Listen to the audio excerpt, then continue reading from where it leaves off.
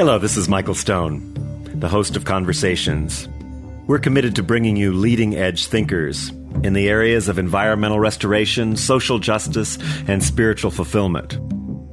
On our program, we look for positive solutions to local and global issues that leave you touched, moved, and inspired to action.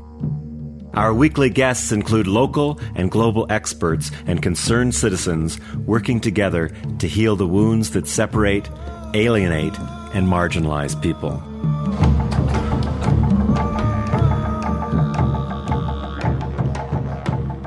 Good afternoon and welcome.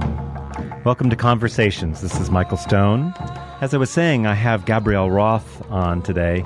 She is an internationally renowned theater and music director, philosopher, movement innovator, and has spent most of her life for the last 50 years exploring the ecstatic experience in dance, music, and theater. And with her band, The Mirrors, she's released 18 albums that have touched the hearts and moved the feet of millions of people around the planet. She's revered in Europe as the rave goddess and one of the most charismatic, passionate, and persuasive voices in contemporary spirituality. She's been making music since the early 80s and has 18 albums that she's produced so far and 3 books. So I want to welcome her. Gabrielle, are you there? I'm right here. Hello, welcome. Hi. Welcome to Conversations. It's good to have you here. So we have a lot of people listening, actually, all over. I just got a call from up in Oregon, and I know some people in Europe are up late listening. So it's great to have you here. And I just wanted to jump right in and talk about the arts in general, since you've got your feet in a lot of different areas. When we look out there, we see that funding is being cut in so many schools, colleges, and all around the arts programs. And people seem to be focusing more on business and technology in school. And I was thinking this morning, what are we losing here? And what's the impact of art on our society in general? Could you say something about that?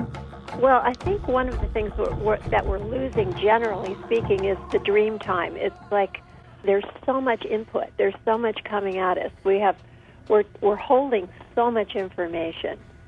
And in the old days, we didn't have all this information. You know, it's like how do we move through all that, hold our center? How do we navigate this amazing amount of choices and possibilities and information? And I think that art has always been the way to have an inner life. You know, it's the way to sort through all that's coming in and find your own specific original language. So I think that as a Western culture, we've never had much respect for that investigation, yes. Nor have we ever truly supported it in our schools and in our communities. With a few exceptions, by the way. I think if Right. You're born in Quebec, you're a very lucky person, because the Canadians, you know, they truly do support the arts. And I think that we're losing a big part of the self. Yeah. Well, like once again, we're losing a big part of the feminine self, the receptive self, the internalized self, the dark, mysterious self, which all art comes. You talk a lot about dancing through chaos, of moving into this age of chaos. And in this whole area, you know, considering that many people think of art and music and dance as something to do when you have free time, but no one seems to have any free time anymore. So this opportunity to heal, can you expand on that a little bit more and talk about the move from chaos and the need to move into the feminine receptive that you're talking about? Yeah, well, that's a great big chunk. Before you moved on to this question, I saw this image of these 10 young people walking down the street in front of me in New York City, and they were in a straight line, all walking together, shoulder to shoulder. Mm-hmm. And they were all on their cell phones. And I said to my husband, do you think they're talking to each other? Right.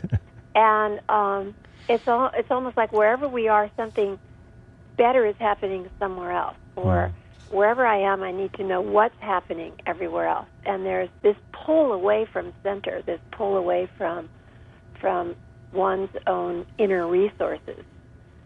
this is creating a chaotic field within us. There is a chaos. All we have to do to truly understand chaos is to close our eyes and just be quiet for a few moments and see, we'll get a clear sense and a direct experience of what chaos is. Mm-hmm. Just watching our own heads, churn away the possible scenarios of past, future, present melodrama. And the outer world is mirroring that as well. So it's as if we are in the rhythm of chaos for a millennium. We just started to enter in there, let's say in around the 40s, and we're just the beginning. We are like the transitional generation who will usher in this rhythm, and our grandchildren will be born and live in this rhythm. They won't have to deal with the same resistance to it because they won't be as familiar with that staccato period of time when all the rules were there. This is what it means to be a man, this is what it means to be a woman, this is, what you go to college, you do this, the rules, the structures, everything was relatively secure, seemingly predictable, and mapped out. And that is not the world that we live in today. Everything is in flux, including gender. So that the world that our grandchildren will have, will be really at the heart of chaos. It will be they will be truly inside of the creative process. So that's the good news. The good news is that chaos is the energy and the rhythm of the mind, mm-hmm. and that it is a rhythm of an incredible integration of the receptive and the active, the feminine and the masculine, the inner and the outer. It is like living inside a Robin Williams monologue on its best day, where, we're just on a roll. We're just in the spontaneity of our authenticity is just absolutely fluid, and yet focused and structured in the same breath. Mm. And so that's the beauty of chaos, is being a fractal, is being an original design in a seemingly random world. And investigating this. One of the things I've heard you say often is that dance is a way to get the spirit back in the body. And, my first question is, where did it go? And secondly, how do we refine that? It didn't go anywhere. It's all around us and within us, but we labor against it. We try to hold it back. It's a ridiculous thing to pit yourself up against the nature of life itself, or the great mysterious force of the universe. But we have each, chosen to do that. So I will only breathe, to my chest, or I will only breathe to my neck, or I'm not going to let breath go into my belly. I mean, we don't consciously do this. It's an unconscious choice that we make that is steeped in fear, mm-hmm. and a fear of the self, a fear of the energy of the self, a fear of being alive, being authentic, of being real, a fear of saying what we see and seeing what we say and moving, at the speed of light. We have a great fear of that. We're very cautious, controlled. We like things secure, predictable, and under control. And life itself is none of those things. And so the spirit of life is there, and if we dance long and hard enough and deep enough, we will be breathed in spite of ourselves. And with enough awareness. Yes, the breath will break through all the constructs, all the obstructions, and that we are holding in our muscles, in the shapes of our bodies, and the dance, when we totally surrender to it, and the beat is really allowed to drive us, we can find freedom, and that is like, I have never been interested in learning breathing exercises, quote, to control the breath. It's more like I would love to surrender and let the breath control me and move me. And it is, in fact, the difference between life and death is breath. Yeah. If we're not breathing, that means the parts of us not being breathed are dead. And we're allowing very little of the life force to animate us. So we can look at somebody and see that there's more deadness than there is aliveness in the body. The body cannot lie. And so if we look at ourselves straight on and we go, hey, look at this. Ooh, I'm half dead. Then we can grab some intention to change, some intention to move through this frozenness and into a more full-bodied, embodied animation of the life force. Right. You know, I think about breath, and I think, well, that's an automatic system, like pumping of the blood or the endocrine system or the other systems. How is it that we've managed to screw it up so much and become these shallow breathers that we are? What's behind all that? Is it fear? Well, I think it is fear, and if we note that divine intelligence left all the big important things not up to us, like the endocrine system and the heart, the beating of our heart and the circulation of the blood in our breath, and however we still do get in the way. And yes, I do think it's rooted in fear, and that for thousands of years now, the body has been more like a mechanical thing or something to carry your head around, an enemy, a force of great sexuality and sensuality, which for many religious reasons we've been very suspicious of. And essentially we were, the body was not invited to the party, and not as a spiritual force. So that came early on in our early religious endeavors, where we began to separate the spirit from the body, see them as two separate entities. And I think we've been fighting to put ourselves back together ever since. Yeah. I saw a cartoon the other day with two images, one of Roosevelt saying the only thing to fear is fear itself, and the other with Dick Cheney saying the only thing to fear is that you're not afraid enough.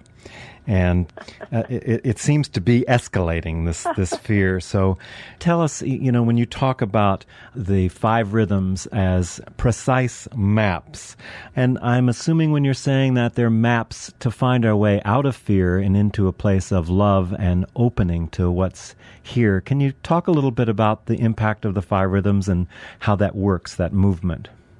Well, I can. The 5 rhythms are the DNA of the creative process.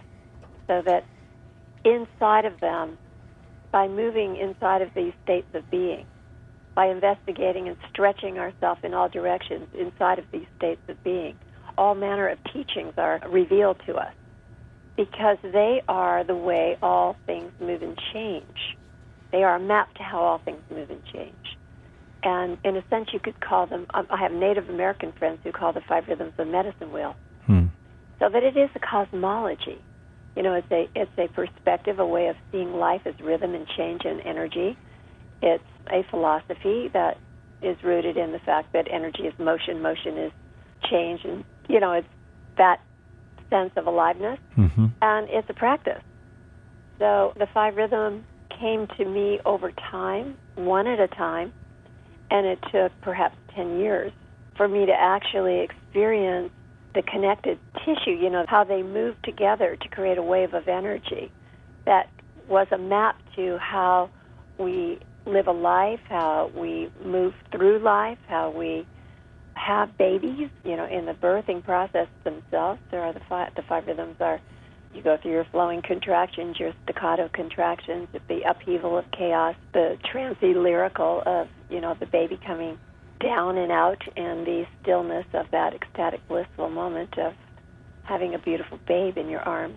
And we go through the same process when we write a book. We gather in our ideas, we let it all flow in, we receive, and then we start to form. Well, there will be 10 chapters, I'm going to call it this, and these are the ideas, and we begin to put the staccato form to paper.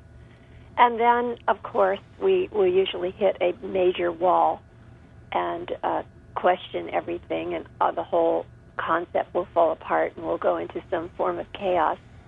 And this is the field of art. It's like those who are not courageous enough to move through that chaos in some faith in the deep, profound process of life fall off right here. But if we keep going and we go through that despair, so to speak, of not being in control of our own creation, then reformulates itself and gives itself, it begins to show us what it wants to be. Okay, I don't want 10 chapters. I'm only going to come through in 5 chapters. And, and I don't want to be called the da-da-da. I want to be called this. And suddenly, as we surrender to that, as we go back and forth within our own minds of, working with that information, then we enter into the lyrical field, which is a pure trance where it's like, yes, I got it, and it just starts to flow through us. And it doesn't matter, and, at this point we're talking about a book, but I could be describing the process of designing a building or anything, a dress. Yeah. And then we finally come to that stillness where whatever it is, that wave is over. It's finished. It's now a book. And it's not part of our, directed everyday existence. It has its own life. Right. And that would be true, like if we think of the life cycles, how the life cycles are rooted in the 5 rhythms. You have the flowing dimension of the first 5 years of life where it's all about you and it's all about your flow and your rhythm and your, it's just being connected to a body here on earth, getting your feet on earth, learning how to walk, how to move your mouth and turn it into words, and that's what that whole period is about. And then we go into childhood, which is very staccato. It's very heart-oriented. We start to open into a big emotional field and start to do everything in lines and boundaries and make contact, make friendships. Then we enter into the field around 10 of puberty, or for the next 20 years, we will wrestle with ourselves, with the mind, with who I am, with image and identity and direction and dreams, and in that field of chaos. And then hopefully somewhere in our 30s we'll enter into our maturity and it'll all become like a trance. We just get our thing down, get our routine, our rituals, our bonds, our soulmates, our families, or not, make other choices, our work.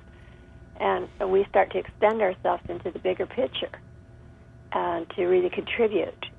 And this is the rhythm of lyrical is what really attends to that and teaches us how to go about that with integrity.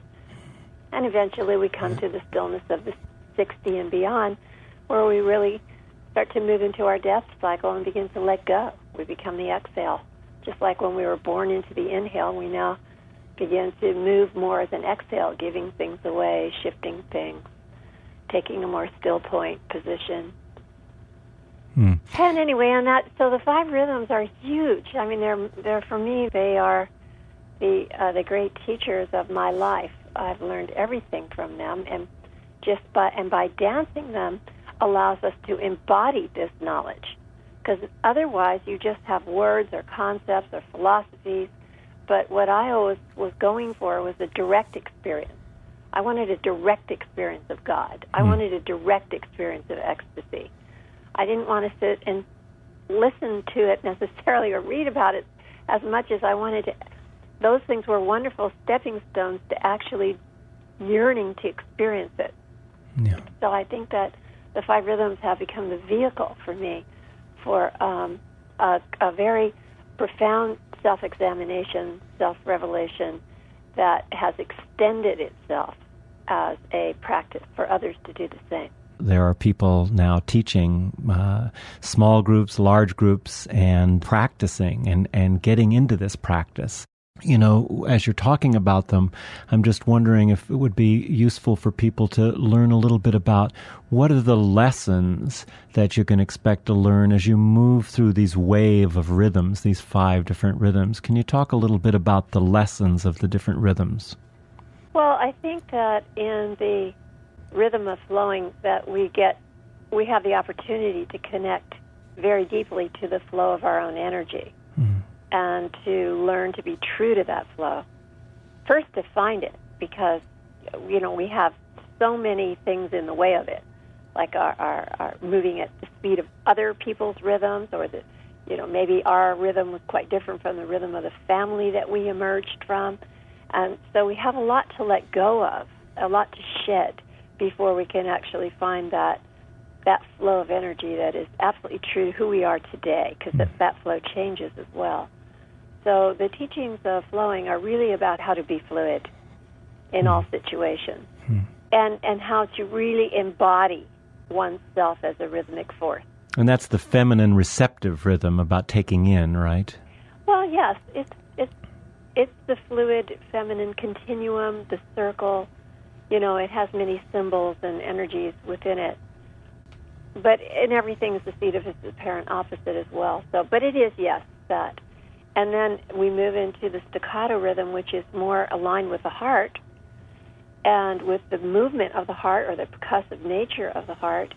And that rhythm is a great teacher of how to navigate our own emotional field, how to begin to connect to feelings and express them, how to experience them within the body, the heart of the body, and how to express them through the heart of the body.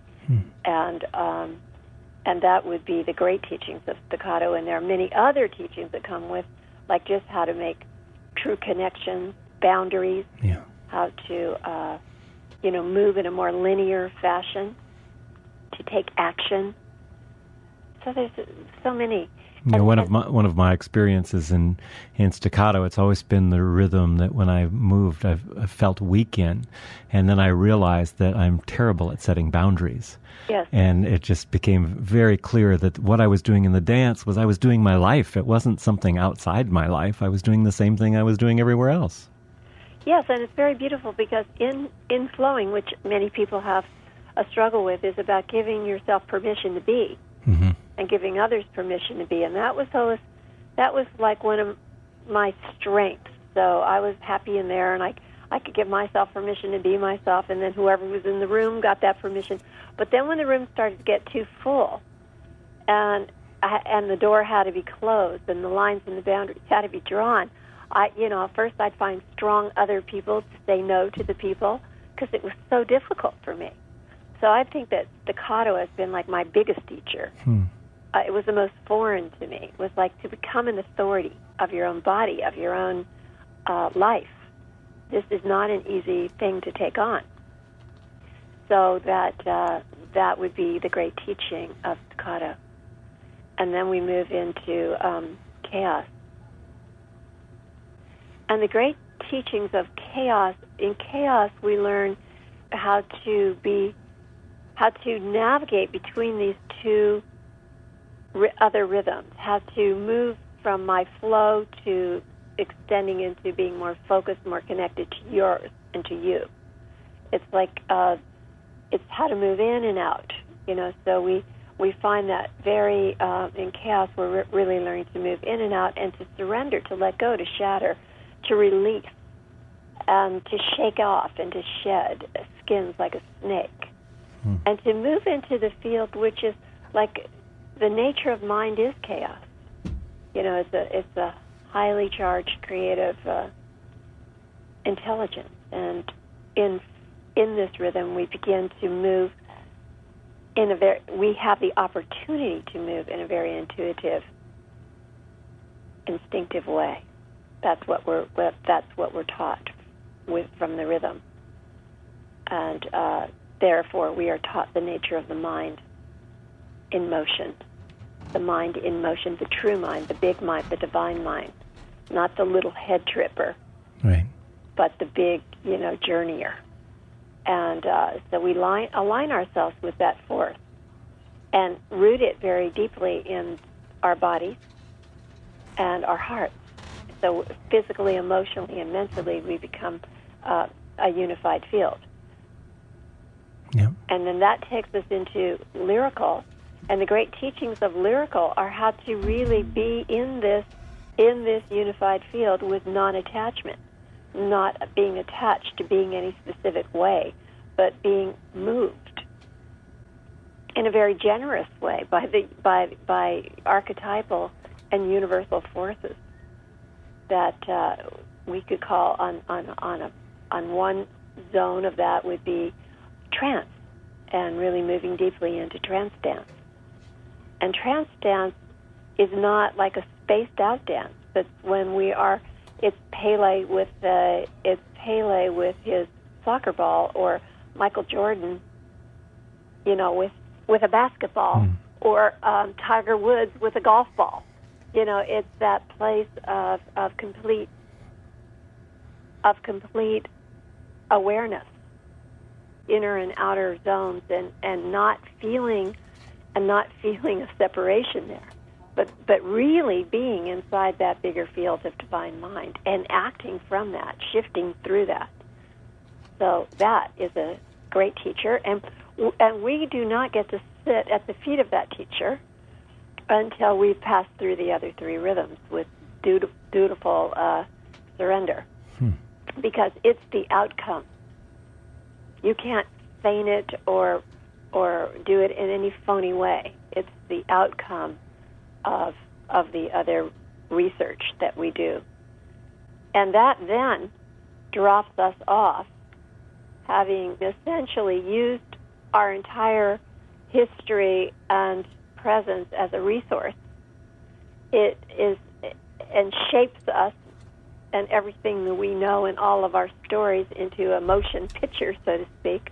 We are then dropped off into stillness, where it is extremely alive and totally electric, where all the movement is going on inside, and it is free flow. And we are sitting in the unified field in awe of the dynamic energy of who we are.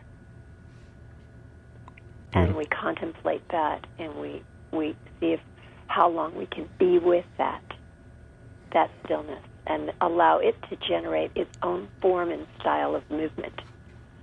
So each one of these rhythms is a teacher of a specific form and style of movement, which essentially has a smell, a scent, a taste, but you still have to make yourself up from scratch and reinvent yourself every time you enter the practice. Yeah. I find as a teacher of the five rhythms that the most difficult rhythm, both at the beginning and the end, is for people to deal with stillness. There's a huge resistance, people coming in late, people leaving early often, and it's such an important and integral part it's almost the fabric of the five rhythms itself, and it's frustrating sometimes to see that and know what they're missing. One of the statistics that startled me when I was doing this symposium was that 1 in 4 people in the United States is diagnosable with mental illness of some type. Eating disorders, drinking, sleeping, ADD, the list goes on and on and on, but it's 1 in 4 people.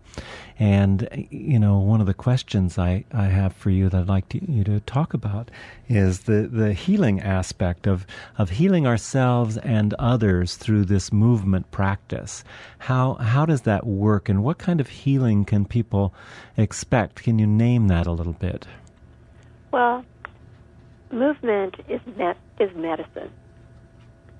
It equals the power of any drug. It is medicine. It gets everything. It puts everything in motion. If you put the psyche in motion, it will essentially heal itself. Now, I'm not saying if you break your arm, you don't need to go see a doctor, or if you have certain obvious diseases that we need traditional medical help as well. But just to heal these kind of slow-burning neuroses, movement can indeed rearrange the way that we stand in ourselves and move from ourselves. It can do that. It has that power. I've seen it over the years. Myself, I had an eating disorder in my early teens.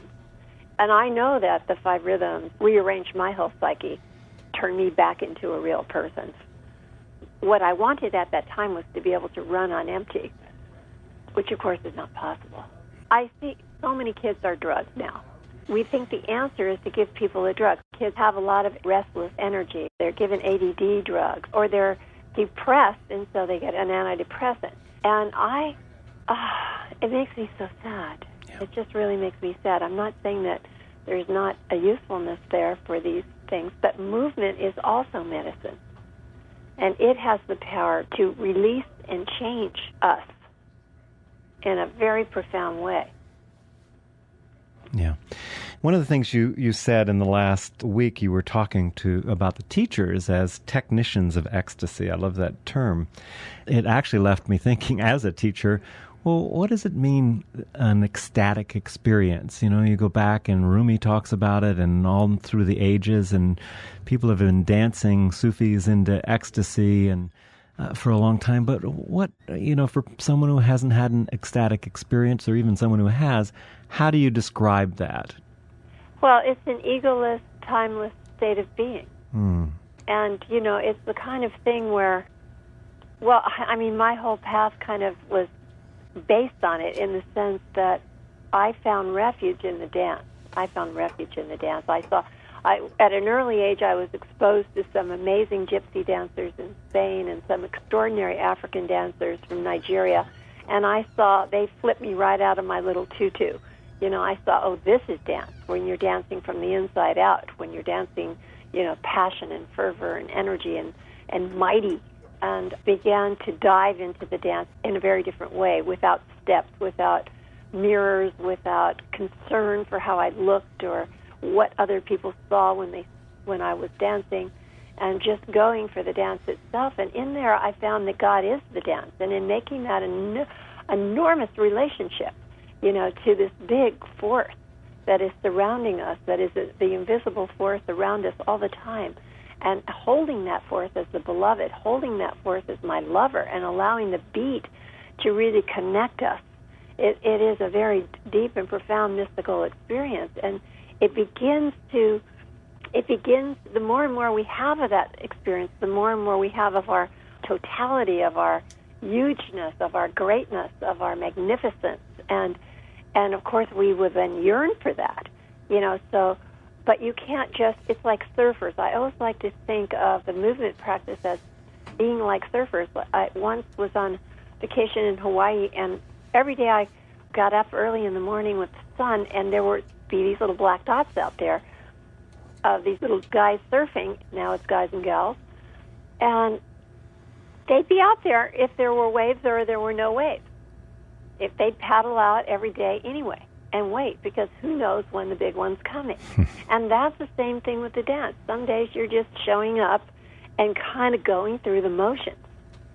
And all of a sudden, maybe even on one of those very days when you were the most resistant, like I don't think I could dance another step kind of feeling, that could be the day when you could be swept away into this amazing space inside of yourself. And so that is the ecstatic space. Beautiful. And we hunger for that space. There is no way to make it happen.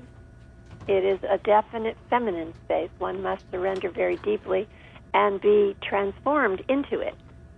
It's not like I can say, okay, I'm going to make myself feel ecstatic.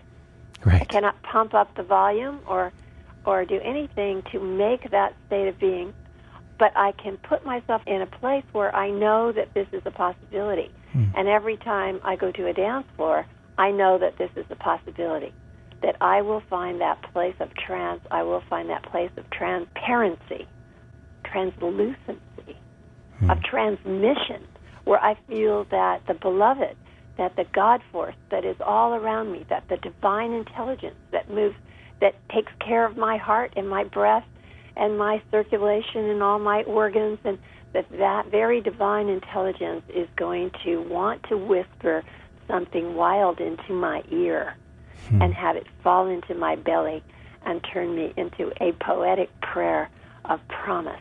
A poetic prayer of promise. I love that.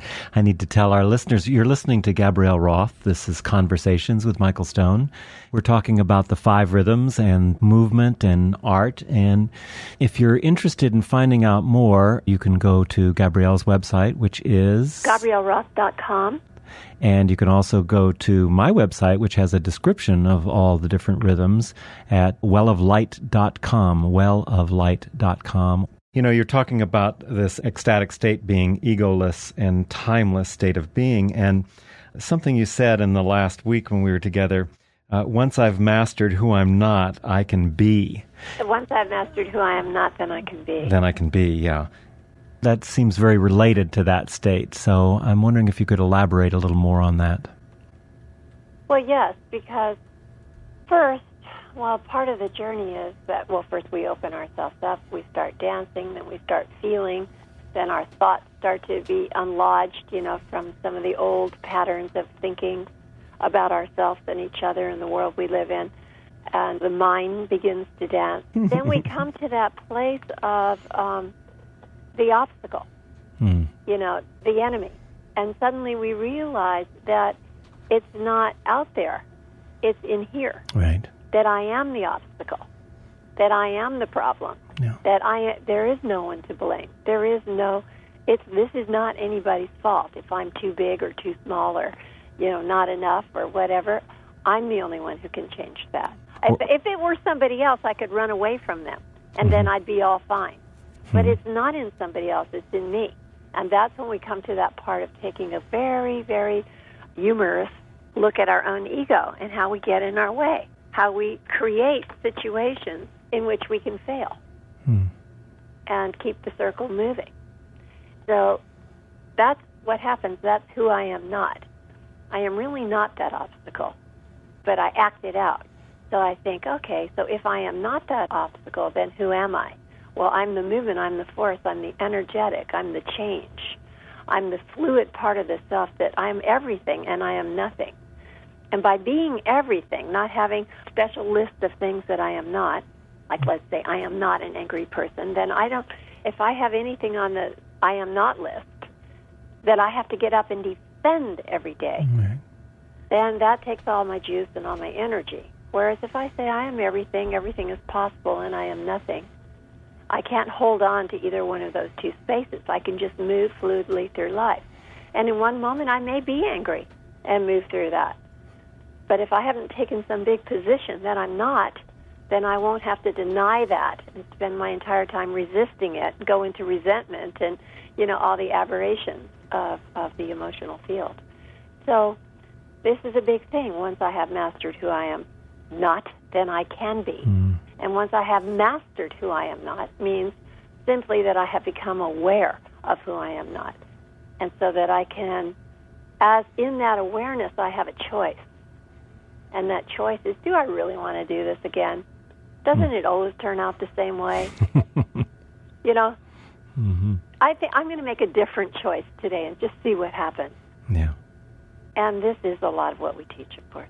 Yeah, I'm just reminded of, it seems like there's two directions we go in. One is that as we get older, we continue to narrow who we are by defining ourselves with, well, I'm this, but I'm not that, and I'm this, and then we keep getting narrower and narrower. But there are some people, yourself included, being around Buckminster Fuller was an experience like that it keeps getting more expansive. Not only the person that you're being with, like you or Bucky Fuller or other people, I think Lynn Twist, that not only do they continue to get bigger, but everybody they come in contact with seems to also get bigger just being around them.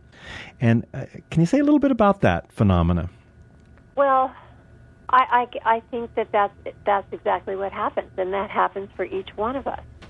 That as we give ourselves permission to be that fluid and dynamic divine intelligence, it spreads. It's infectious. It just opens a space for everyone else. Anybody else who comes into that field has the same permission. Yeah. You're not saying, I'm giving myself this permission, but you can't have any. Right. It's more like, in order to have that permission, it is a give thing. It's like something you're sitting in, and you're sitting in this permission, and sitting in this field of permission, and so anybody who comes near you is also sitting in there too. Yeah, there's something very inclusive. And I notice, for instance, in the classes that we do here and around Sacramento, that there's this amazing bond that happens when people start showing up for a while and engaging in this practice. And yet on the movement floor, we're not talking, we're dealing with each other as energy rather than as personality. And there's some kind of freedom and expansiveness, but it's the inclusiveness that happens there, that we're all here together and we're experiencing and feeling the same kinds of things, that allows for a deeper connection. And in that connection, there's some kind of healing or some kind of being seen or acknowledged or recognized that we don't usually have because we have so many defenses and guards and things up. Right. So I'm just noticing that we've got about 5 minutes left here, and I want to give you an opportunity to talk about whatever you'd like to talk about, because Five Rhythms is only part of what you're doing. I know you're thinking of doing another album and doing something theater-wise and working with expanding the Five Rhythms. Would you like to talk a little bit about what you're up to so we can know what's next? Well, yes, I would, and I also would like to say, because we went over that movement as medicine very briefly, movement does help to treat really traditional situations like heart disease and cancer and diabetes and hypertension and obesity for certain. Like I've had students who've lost 150 pounds doing the dance. It helps depression, back pain, sleep disorders. I mean, there's a lot of just traditional situations that the body encounters that movement is a healing force toward, and that's just the way it is. So I just wanted to, it's like sometimes I think people are listening and they go, oh yeah, but I can't do this because I have some problem. And I want to say that no, it's probably, movement is probably the most important way to slow the aging process. It's like letting go, sweating. Sweating is a very healthy and powerful way to move through our resistance, be it physical, emotional, or mental. And anybody can engage in the Five Rhythms. I don't know if I told you this, but we have a woman who's 90 years old who comes every Friday and dances for 2 hours, Mary Jorgensen. And we've had people 12 to 14 really finding their way and their connection with their adult parent in it, and people in wheelchairs and all shapes and sizes. So you don't have to be physically fit. In fact, if you're not physically fit, it's probably a good thing to be doing for yourself, as being in movement. Oh, no, it's an absolute fabulous way to have a direct and fun way. It's take the work out of workout, and to generally energize. Other things, yes, I am. We're working on a new album that is actually a lot of chaos music because I feel I need that up-tempo dance music. And I'm working on a couple of writing projects. It's the 20th anniversary of Maps to Ecstasy, and so I'm thinking of redoing that one since I have learned something over this period of time. And I'm also working toward a theatrical project, which is really exciting for me, of bringing all of this into that theatrical form. Beautiful. Well, Gabrielle, I so appreciate your taking the time and just all the work you do, bringing movement and awareness into the world. So for all of our listeners, thank you for taking the time to be with us today. Well, thank you. Look forward to seeing you very soon. Okay, sweetheart. Thanks, Gabrielle. And bye, everybody. Bye. So to all of you, thank you so much for listening. And that was Gabrielle Roth. Gabrielle Roth in the Mirror. She's working on her 19th album, her 4th book. So I hope you all will get yourself into movement. And thank you all for listening. This is Michael Stone with Conversations.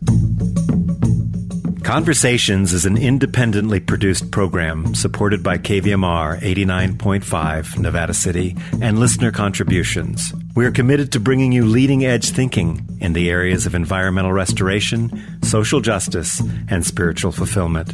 If you would like to receive our complimentary newsletter, The Well of Light, make a contribution, or order any of our past shows, please call 530-477-7757 or go to our website at arewelistening.net.